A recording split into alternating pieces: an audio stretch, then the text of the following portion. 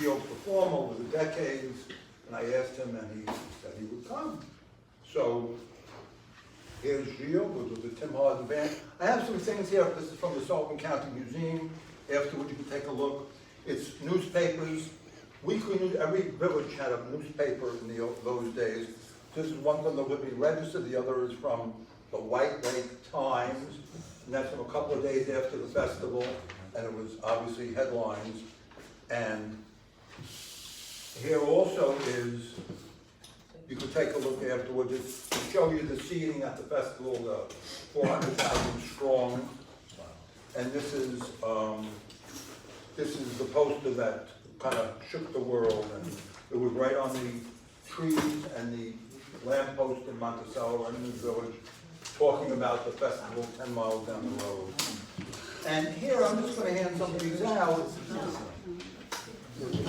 Yeah, just to take a look at your leisure.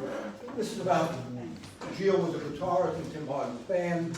This talks about when Tim Hardin was on, and who was in the band, and the music that they played. And yeah, I don't have enough to strip, but just I'll pass them around. On the back is the classic Woodstock '69 poster with the playlist for each day. So I'd be willing to just pass them around. And without further ado, Gilles Malkine. Thank you for coming. You know, as nice as this room is, I'm sorry it's in this room, because there's something so wonderful about coming in here to talk when you're in a library. You know, if you're bored, you just take something down and read it. You know, you got National Geographic, science fiction. Here you're stuck. But if you have a pressing engagement, I will not at all mind if you have to get up and leave at a certain point. Yes. So it's been 50 years. Wow. 50 years. For those of you who aren't there, it doesn't mean much. But for old guys like me, I was 20 at the time. And it seems like just last week for some reason. Or maybe that's just my latest flashback. But I didn't do that. Our music was more subdued than that kind of stuff. But there was a lot of it. But one thing's for sure, no matter how many other events it inspired, no matter how honestly those events stayed true to the inspiration, the 1969 Music and Art Fair and Aquarian Exposition, copyright, registered trademark, patent pending, was utterly unique. You may see Woodstock Festival as described as the biggest rock festival ever. It wasn't, but it was the best ever. Some say it was the biggest U.S. gathering in history up to that point, but I believe that was the Civil War. Of course, the number of people was harder to keep track of because it kept changing. There are 3,600,000 of us gathered here today. Oops, there's 2,980,000. Oh, there's only 2 million. I was in a band that played at the festival. It was the Tim Hardin Band. I will never forget my first sight of that crowd. We were stuck in traffic, not too far from the festival site, and a helicopter came to pick us up. And as we came over the trees, I saw a large, furry patch of acreage ways away, and I said, hey, what's that over there? And the pilot said, that's your gig, man. And it was an ocean of people and cars and tents and buses, and I knew I would never forget that moment. And you know what I said? Wow, I will never forget this moment. And I haven't. And it was not in Woodstock, the town that didn't want it. They thought 50,000 people would be just too much. And I agree, it's not a very big place. Not that it matters, 97% of the world still is unaware of that fact. And they don't want to know, especially when they come to Woodstock, even when you tell them it was Bethel, 60 miles west. To this day, people still come to Woodstock looking for the festival site. And we tell them, well, we don't really know where it was. But maybe if you buy something, we'll remember, you know. Hey, in Woodstock, we got the posters, we got the coffee mugs, and the tie-dye tees. Now, they're all made in China, printed in Italy, packaged in Mexico, but we got them, and they say Woodstock, and that's what people want to pay for.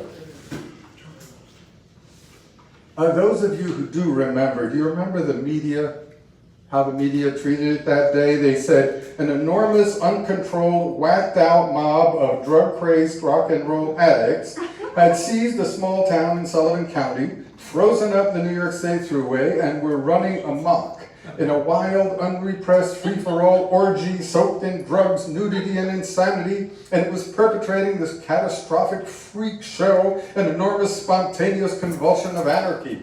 It was crazy, wild, and chaotic. No. Really? Yeah, really. Newspaper headlines, they all jumped on the freak bandwagon to see who could come up with the most perverted descriptions.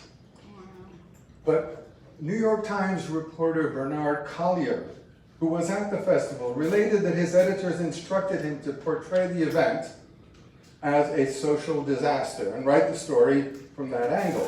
The TV and other newspapers were all attacking the event that way, conveying the same idea of total lawlessness and unbridled lust. What if you have bridles on your lust? I don't know how that works. And they were selling a lot of papers, but Collier refused because he was there and he wrote about it like he saw it. God bless him, and the truth came out. To me, it's such a shame there should ever have been any controversy about the festival at all. To appreciate its value and its true significance, all you have to do is look at the 2 years leading up to it, 1968 and 69. It's mind-boggling how much violence and aggression was taking place, not just here, but all over the world. And I don't mean now and then, I mean on a daily basis. And I remember this. In January of 1968, an earthquake in Sicily killed 231 people. Then the Battle of Khe Sanh in Vietnam. U.S. forces were pounded without let up for 77 days straight on a tiny outpost near the Laotian border. It turned out to be only a ploy to divert attention from the real deal 2 weeks later, the Tet Offensive. The Viet Cong attacked South Vietnam and U.S. forces, hitting the cities for the first time in 100 different places, including the U.S. Embassy in Saigon. In a month, the toll for the South, our side, was 15,000, including 1,100 Americans. Then we learned that on March 16th, American forces had ravaged the little village of My Lai in a mindless bloodbath massacre, wantonly killing over 500 civilians, including women, children, and babies. We were later to learn that this was not the exception, but common practice. They justified the tactic by claiming that the only way to save these villages was to destroy them. Then we went after Viet Cong supply routes illegally in Laos and Cambodia and dropped 3 million tons of bombs. An honest effort, but to little effect other than to slow down traffic for a little while. Then the Pueblo was captured. Remember the Pueblo? Yes. A little United States fishing vessel with $15 million worth of fishing equipment down under the deck, all the latest sonar, radar, satellite technology with which to fish, and 85 people to run it. And then on deck, there was one guy with a fishing pole like this. Yeah, we're just fishing. Well, they fished a little too close to North Korea, and the boat was captured, and they were held as spies for 11 months. Suddenly, Israel shot down a MiG. But, I'm just getting started. In Manila, 400 died in an earthquake. In India, 1,000 died in a flood. In Iran, 8,000 died in another earthquake. And a tornado in Pakistan killed 540. In April, Cyclone Giselle in New Zealand registered 170 mile-an-hour winds, ripped the roofs off hundreds of houses, and killed 51 by sinking the ferry boat. In Japan, 2 buses washed into a flooded river, killing 104 people. Tornadoes hit Charles City and Olewine in Iowa and Jonesboro in Arkansas. A volcano erupted in Costa Rica, burying 3 villages and killing 87. I'm trying to tell you, it was non-stop. And get this, an Australian Navy carrier cut a U.S. destroyer in half killing 73 people. Now that's hard enough for these guys to do on purpose. And it could only happen by accident, but on 8 billion square miles of ocean? Harbingers of things to come occurred. The first death from AIDS, diagnosed only many years later. And the Cuyahoga River in Ohio, full of interesting things, caught fire. But not to worry. Nothing died because nothing could possibly have been living in it. Many writers have chosen what I feel are lesser angles of approach to the most memorable aspects of the festival, such as through the music, which spoke for itself, or gossip about the personalities who were involved or who didn't make it, which is interesting but nearly meaningless, or the mud and garbage, which were not unique to that event. It was just a bit much to see after the sea of people had receded. Or the drug scene that was taking place, or all the other things they claim as having been represented by the festival, about which one may tie strings from the festival that reach back into the past, and off to the side as far as one likes, and along which one may write anything ad nauseum about what contributed to that moment. I choose not to do that, but to speak to the moment itself and to those things that contributed to the state of mind we were in when it took place. I'm getting a big wow from the microphone. I think it's up a little too high, I think. You should use the microphone. Well, You need it. well, some people are hard of hearing. It's, you know, no matter how well I speak, the speakers are bringing it to people back there. What? Yeah, ADA, yeah, that's right. Pardon? What? What? One of the pervasive things about that era that is diaphanous and that I've seen very little written about concerns personal life, away from the media hype and political bull slinging. The fact that there was a very strong feeling between young people that everybody should help each other. A very strong feeling of brotherhood and sisterhood and family and community way before the festival and all over the country. This was the result of a bond that had been joined in solidarity against the establishment's war in Vietnam, against the obvious end we were hastening toward by steady and disastrous nuclear proliferation, against the residual bitterness of the recent race riots, and toward a commitment against the imbalance of racial and gender-based civil rights in America.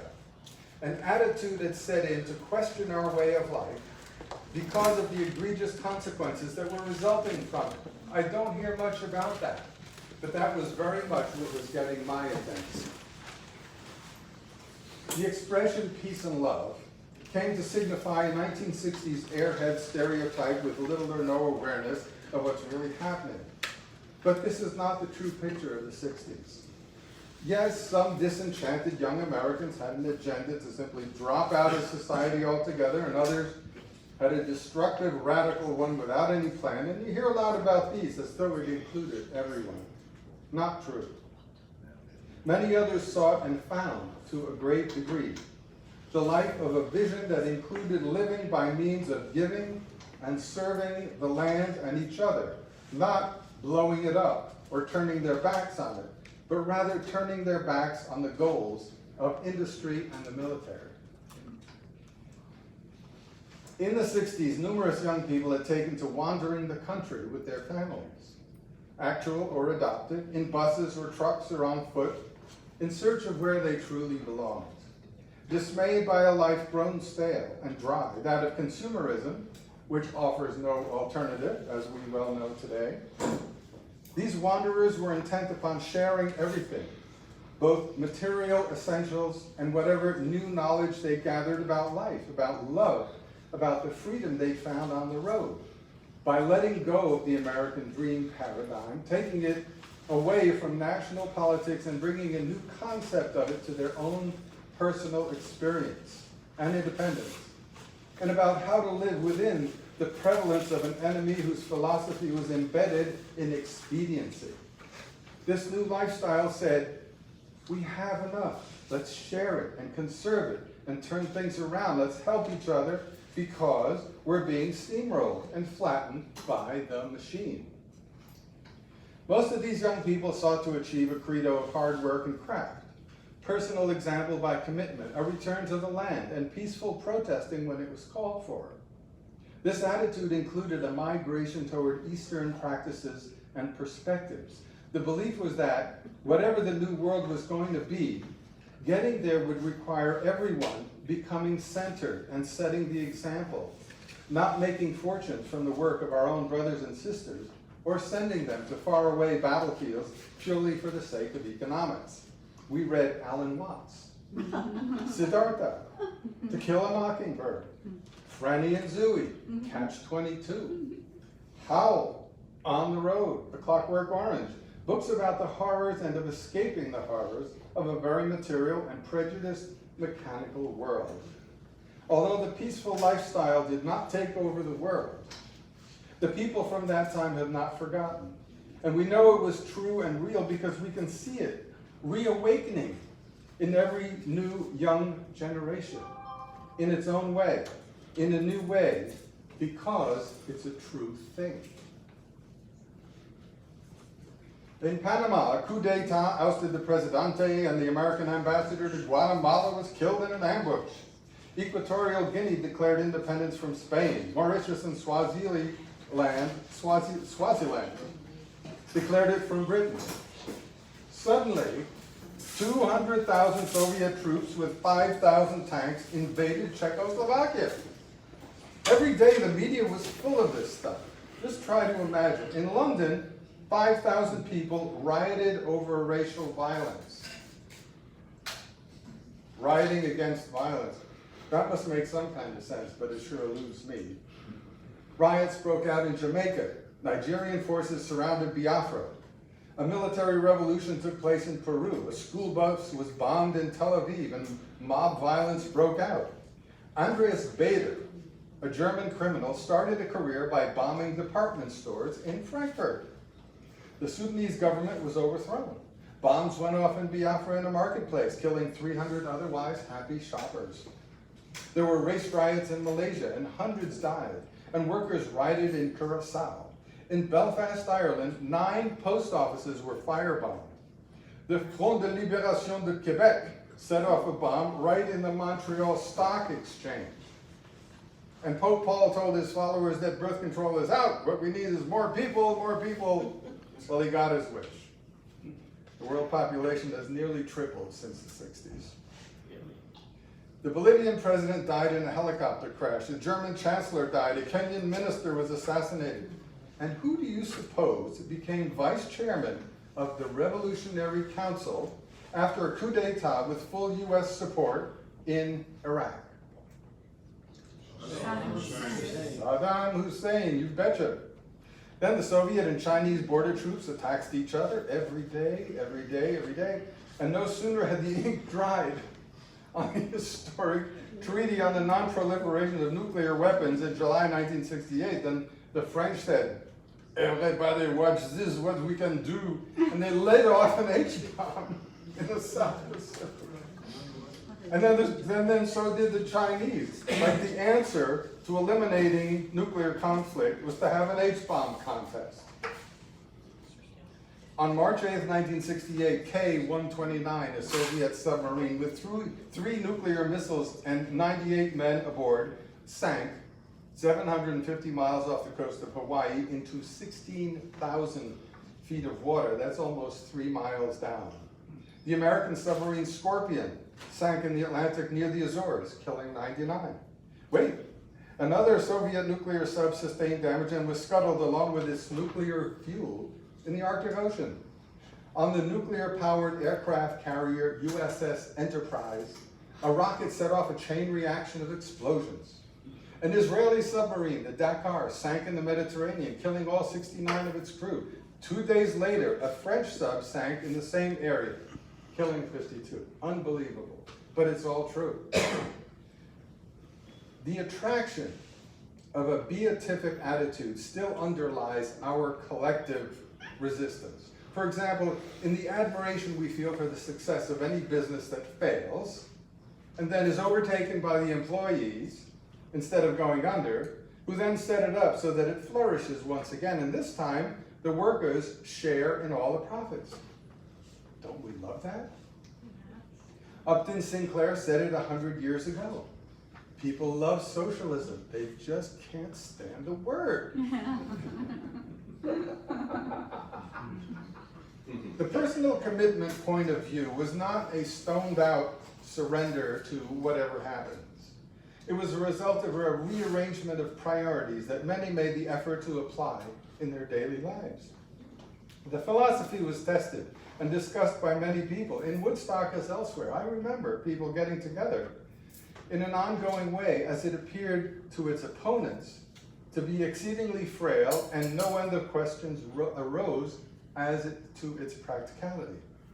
It consisted of embracing the goal of peace and mutual respect, of focusing upon the task of improving the world around us actively by how we live, every day, every moment, through the innate belief in the reality that we each have the ability and the responsibility to transform our culture and eventually our world by first transforming ourselves in our hearts. This is an ancient credo. We saw each other as sprouts from the soil. We renewed the idea that every person needs nurturing, love, and nutrition to grow in a healthy, organic way. It was a return to that with an eye on changing the larger world. I remember it very clearly. That daily effort was so prevalent and contagious at the time, you couldn't help but be touched by it, or at least have an awareness of it, whether or not you were skeptical. And then comes the festival, whose value in this matter was to truly encourage people to stay on the path of working for peace. Perhaps that has evaporated in the minds of many, but many of us remember that waking dream. It is still awake, here and now, in the hearts of we who had it there and then. Now, just for a moment, lest I be accused of glossing over important details, let's zoom in and take a closer look at just one of these wild world events. You think the festival was a wild party? At approximately 8:18 a.m. on January 14th, 1969, the USS Enterprise, the world's first nuclear-powered aircraft carrier, was turning to port to conduct flight operations when a Zuni rocket, equipped with a 15-pound explosive warhead, mounted on one of our F-4J Phantom jets, having been heated by the exhaust from a tractor-like vehicle used to help start up jet aircraft, exploded. The explosion perforated the aircraft's jet fuel cells and lit that up. About a minute later, 3 more Zuni rockets exploded. These blasts blew sizable cracks into the flight deck, allowing the burning jet fuel to pour into the level directly below. Approximately 3 minutes after the initial explosion, a bomb mounted on the same Phantom jet, having been engulfed in flames from the explosion and burning fuel, blew up too. This blast excavated a hole about 8 feet wide in the flight deck. The heat from the blast ignited additional fires on the level below, and the debris from the explosion caused more holes in the deck. This allowed burning fuel to spread even deeper, entering the lower levels and eventually the lowest deck. The explosion also damaged the units that provided firefighting foam to the area and severed the fire hoses, rendering the whole firefighting system inoperable. Wait. Then 2 500-pound bombs detonated in quick succession. Several minutes after this, a bomb rack holding 3 more bombs exploded. This blast tore a 20-foot hole in the flight deck and ruptured a 6,000-gallon fuel tank mounted on a tanker aircraft. The massive fireball resulting from this spread the fire even further. All told, 18 explosions occurred, blowing 8 holes into the deck and beyond. 28 sailors were killed, 314 injured, 15 aircraft were destroyed, and the total cost of the carnage was over what would today amount to $895 million. Now that was a crazy, wild, and chaotic event. Did the media rant and rave and protest about the irresponsible attitude of military hostility that caused this to happen? Or did it criticize our culture for things having come to this? I don't recall anything like that. Okay, some good things happened in that time. The use of pesticide DDT was banned, agricultural and recreational. 4 Brits made it to the North Pole, yay, after 407 days. Now, I've always wondered, what happens when you get there? Does somebody come and pick you up? Or do you have to go back another 407 days? That'd be awful. French President Charles de Gaulle stepped down. Remember de Gaulle? He was about as much fun as Walter Mondale. Several great American institutions were founded, and you know, it's undeniable. The institutions of a nation reflect its people and their character, and their reality too. So we got Scooby-Doo, and the Brady Bunch. And speaking of our culture, who was the first couple ever to be shown in bed together on primetime TV? Ozzy and Harriet. Johnny and Yoko? Bob Newhart. No. Mary Tyler Moore. Lucy and Fred and Wilma Flintstone. Several times, and for some reason they were always dressed. The covers up to here. On other fronts, the Fair Housing Act of 1968 was signed into law, making housing discrimination based upon race illegal. So that today, the instances of such discrimination are down to only about 4 million a year. Now there's progress. On April 4th of 1968, Martin Luther King was killed.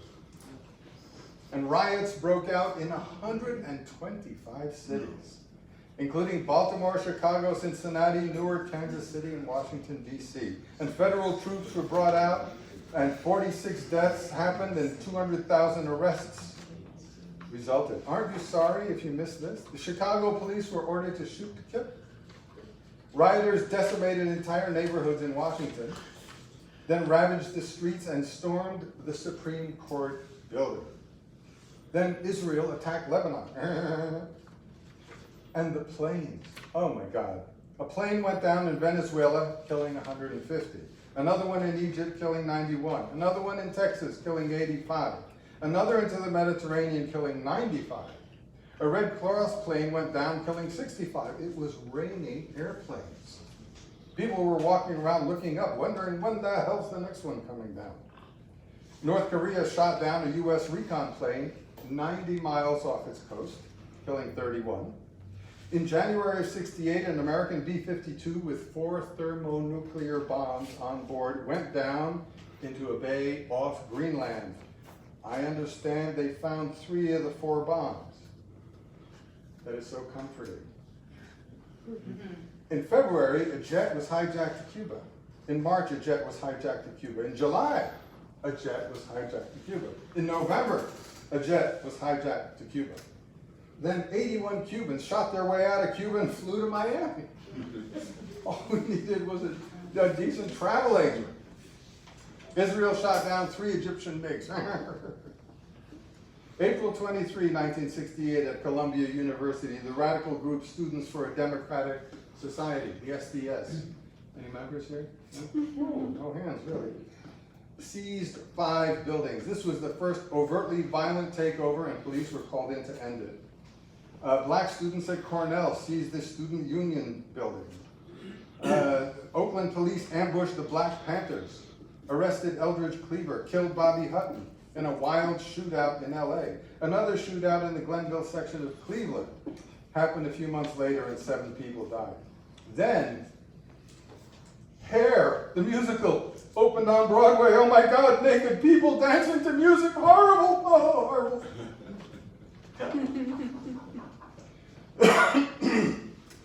Troops, and more troops went trooping off to Vietnam. By April of 1969, we had over 500,000 of them there. We'd lost 33,000 so far, but we'd lose close to double that before it was over. And President Johnson was on TV complaining to the entire world that he couldn't understand how he had failed to win the trust of America's youth. And when Nixon got in there, the first thing he did to win the trust of America's youth was to devise a new system for drafting 19-year-olds because there weren't enough 18-year-olds to fight, calling it a lottery, so that if you were picked, it'd make you think that you won something. Thanks for nothing, Dick. But to be fair to Nixon, later, with angry voices denouncing the illegal raids of American soldiers into Cambodia and Laos, with whom we were not at war, Nixon did the right thing. He pulled American troops out of Vietnam. That's right, remember? 23 of them. Get the troublemakers, get the hell home. Israel shot down 7 more MiGs over Syria. It was one disaster after another. Every day was something else. There was always more, and weird stuff. A football game stampede in Buenos Aires killed 74 people. In Utah, an open-air nerve gas test gone wrong killed 6,000 sheep. General Motors recalled millions of cars, and Rolls-Royce called back some of theirs, which really inconvenienced my family, I can tell you. There were mudslides and a 100,000-barrel oil spill on the beaches of Santa Barbara. Mickey Mantle retired. The Beatles packed it in. Andy Warhol was shot. Coleman Hawkins died. Pee Wee Russell died. Boris Karloff died. Irene Castle died. Rocky Marciano died. John Steinbeck died. Frankie Lyman died. Upton Sinclair died. Judy Garland died. Helen Keller died. The Saturday Evening Post died. And Judy Garland died. And Neil Cassidy and Jack Kerouac died. Wes Montgomery died. And Marcel Duchamp evaporated or whatever. Eisenhower died. Paul McCartney supposedly died. Ted Kennedy almost died, but his girlfriend did because she couldn't swim so good. The gentle and instinctive turn in the mid to late 60s toward the infinitude of kindness, the rightness of selfless helping of others, the wisdom of compassion, and the consideration of the miraculous on a mundane level were the true living pearls of the era. And afterward, much of what seems to that has blown away like so many dry leaves of passing social fashions on the one hand, and simple efforts to compete and survive on the other. We were, as we are today, purposely diverted by the corporations that own the media to focus on other less essential things, or actually fictional things, or even real things like today we're deluged with 1 million new technological products from China that we just must have. The ubiquity of caring actively for and of openly welcoming strangers as your brothers and sisters may have diminished with the times. And this time of open gentleness took with it a great many ideas and much enthusiasm for things such as betterment of the ecology that were later shunted to back burners until the situation would get a lot worse. But today, the fruits of those ideas have begun to take hold meaningfully, although it obviously should have started a long time ago and still has a long way to go. It's staved off by the continuous production of fear that is carried on by those who need to sell us their things. Meanwhile, our environment is paying the price. Rachel Carson opened our eyes with her 1962 book, Silent Spring. But judging by the freedom currently allowed to polluters, I doubt there's even one lawmaker today that hasn't read it. So now let's talk about that wild, chaotic, lawless party where people completely lost control. One of the wildest parties that ever took place. I'm speaking, of course, about the Democratic National Convention in Chicago, the week of August 25th, 1968. Besides the usual huge crowds from all over the country, there were 10,000 activist protesters. Their dancing partners were 11,000 Chicago riot police, 6,000 National Guards, 7,500 U.S. Army troops, and 1,000 FBI, CIA, and other service agents. They ran out of handcuffs almost immediately. Fire hoses were slamming people around, heads were cracking like melons. It was a long bloodbath boogie from one end to the other. Over 1,000 people were injured, including 192 police and 65 news people. The official report later stated, quote, "Violence was made all the more shocking by the fact that it was often inflicted upon persons who had broken no law, disobeyed no order, made no threat. These included peaceful demonstrators, onlookers, and large numbers of residents who were simply passing through or happened to live in the areas where confrontations were occurring, unquote. In March of '69, the group that was accused of organizing and conspiring to incite the riot at that convention, including Abby Hoffman, Jerry Rubin, David Dillinger, Tom Hayden, Bobby Seale, John Freunds, and Lee Weiner. But in reality, the only thing they had in common was their opposition to the war. They could not possibly conspire to do anything. This was a group that, as they later explained, all had such individual opinions about everything that when they finally all sat down together, they couldn't even agree on what to order for lunch. They were convicted, but their convictions were overturned, largely based upon the conduct of the judge, Julius Hoffman, whose overt contempt for the defendants from beginning to the end of the trial served only, in the long run, to make celebrities of them all. Suddenly, Egypt attacked Israel. What, were we supposed to be surprised? Everyone was running out of MiGs. And as if they had nothing better to do, on July 27, 1969, the New York City police raided a gay bar in Greenwich Village, which resulted in the Stonewall Uprising. 2,000 protesters battling 400 police, and the gay liberation movement was born. Are you getting the picture? All across the good old US of A, reality had been replaced by a fairy tale, Mickey Mouse, Halloween party, and the way people dressed, I kid you not. Everybody was wearing whatever costumes they liked, walking around and going to work that way. Inner peace and love was screaming out from every book rack.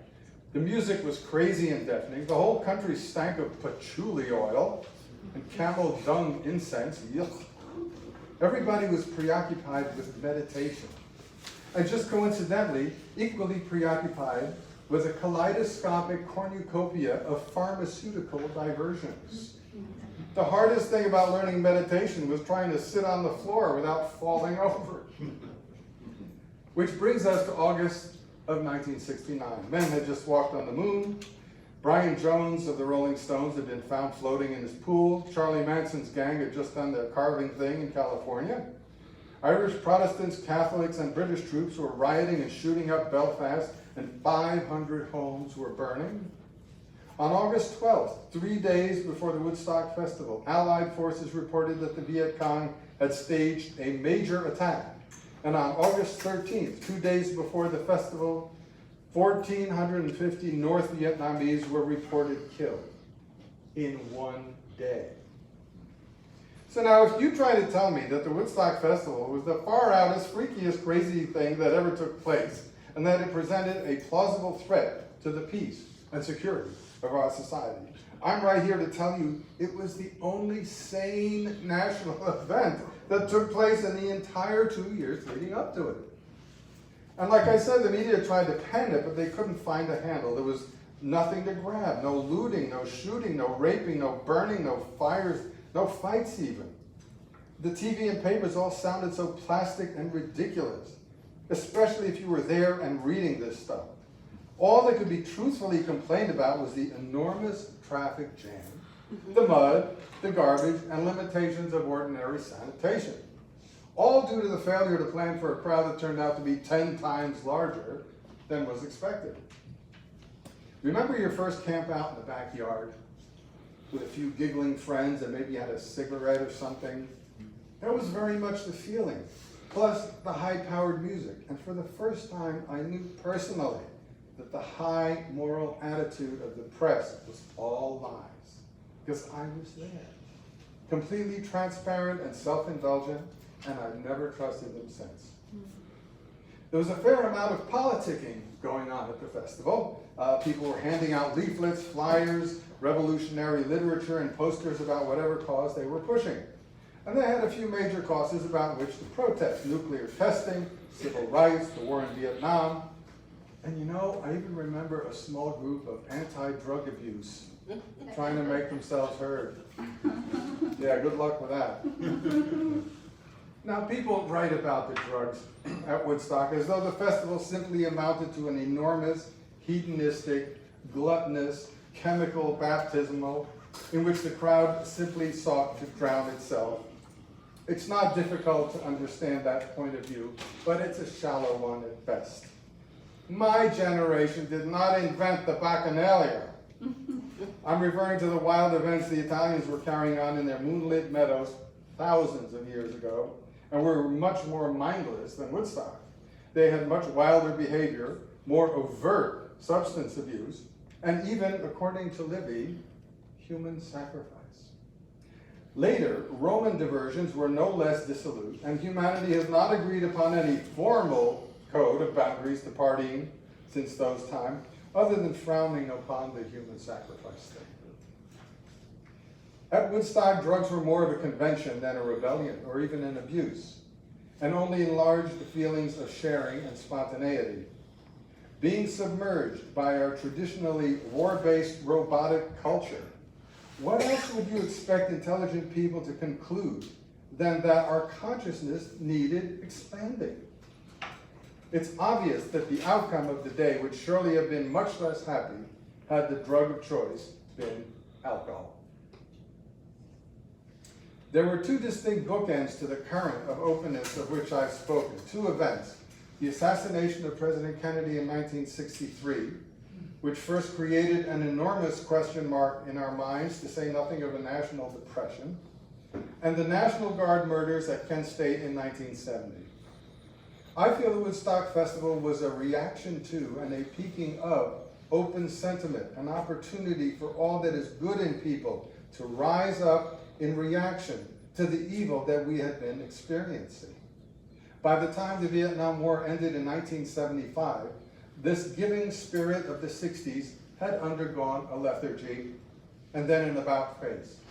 The 70s began a deflation from the dedication toward selflessness toward a priority of the self, as though we had an urgent need to nurse ourselves with sweets, to put behind us the sugar fast we had voluntarily undertaken during our efforts against conservatism during the 60s. The festival did have a far-reaching effect, and like other natural events, that effect was subtle, but it became more apparent as time passed. Its explosion of joy and music punctuated a palpable lift from the pervasive dread of the atomic age that loomed over us and blocked out the sun with its mushroom cloud. The festival didn't change racism or nuclear testing or the daily operations of the Pentagon, but it did change something in the national atmosphere, even around the world, in the morale, in the way we saw ourselves every day, adding a factor of confidence for the people against their fears, confidence that the war had to end and the hawks would have to fold, even though that didn't happen right away. But this was a generation that had already brought down one president because of an unjust war, Lyndon Johnson. And it was not giving up. And for that, for us, the festival was a great shot in the arm. If anything, in fact, the event added momentum to the peace effort. The festival was in August, and in October, the Vietnam moratorium was a complete nationwide grassroots success. And when 250,000 people marched up Pennsylvania Avenue to the Capitol in November, the residual buzz of that big, silly, goofy music and mud bath had everyone feeling a little better about themselves and about what they were doing. It felt like a degree of sanity had returned, I kid you not. I think we should have a National Woodstock Festival Day, where we all party with loud music in the mud with our entire families, just to let loose, so we don't harbor all our anger and then secretly feel justified that our armed forces are out there somewhere, killing innocent people by the thousands, because that's what's going on today. Despite our heightened means of global communication, despite our ability to reach our congressmen and women almost instantaneously, and despite our ability to sign petitions by the hundreds of thousands every day to try and change our national policies because of how we and others in the world suffer from our actions and from our inaction. I'm the first to admit that the number of people in attendance at the festival was the prime reason for its instant fame. If 80,000 had showed up, it would have never achieved that instant fame. But even that was magnified by the significance of its timing. It came just when we needed the relief. It generated an immense sense of release nationally. When people heard about it, they felt, we made it to the party, dude. And whether or not you'd actually been there, you felt as if you'd touched base, just because it had actually happened. No more, no less. I don't mean to say that the festival stopped all the violence, not by any means. That very week, a small-scale war, the Battle of the Bogside, was raging in Northern Ireland. And the festival, while it was still rocking, Hurricane Camille killed 250 people in Mississippi that Sunday. And it went on. But the Woodstock Festival was a timely and emphatic respite, an interlude. And as such, it embraced us, it soothed us, it freed us. It made us feel light and it made us feel right. It pointed the way back to reality.